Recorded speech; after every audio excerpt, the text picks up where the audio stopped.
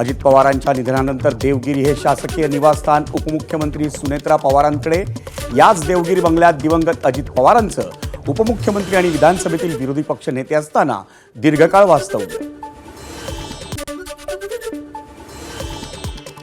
Wits hotel लिलाव प्रकरणी संजय शिरसाट यांच्या अडचणी वाढण्याची शक्यता। संपूर्ण प्रकरणाची चौकशी आता विभागीय आयुक्तांकडे। विभागीय आयुक्त जितेंद्र पापळकर करणार सखोल तपास।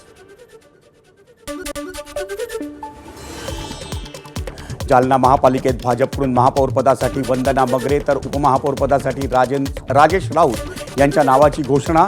9 फेब्रुवारीला होणार महापौरपदाची निवडणूक।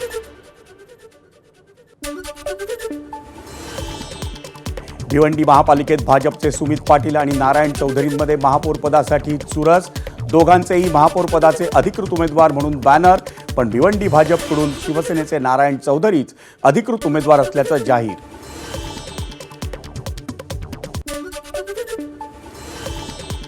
आरोग्य क्षेत्रात कृत्रिम बुद्धिमत्तेच्या वापरासाठी राज्यसभेत विधेयक। भाजप खासदार अजित गोपछडेंकडून विधेयक सादर। आरोग्य व्यवस्थेवर नागरिकांचा विश्वास दृढ होणार, गोपछडेंना विश्वास। 9 फेब्रुवारीला सिंधुदुर्गच्या मालवण तालुक्यातील आंगणेवाडीत श्री भराडी देवीचा वार्षिक जत्रोत्सव। भाविकांच्या सोयीसाठी मध्य आणि कोकण रेल्वे मार्गावर विशेष रेल्वे धावणार।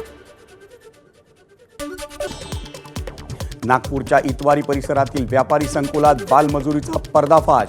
नाशिर क्रिएशन्स नावाचं प्रतिष्ठान अल्पवयीन मुलांकडून 14 ते 15 तास बळजबरीने काम करून घेत असल्याचं उघड। 6 मुलांचा रेस्क्यू, गुन्हा दाखल। 2 दिवसांपूर्वी झालेल्या दरवाढीनंतर पुन्हा सोन्या चांदीच्या दरात घसरण।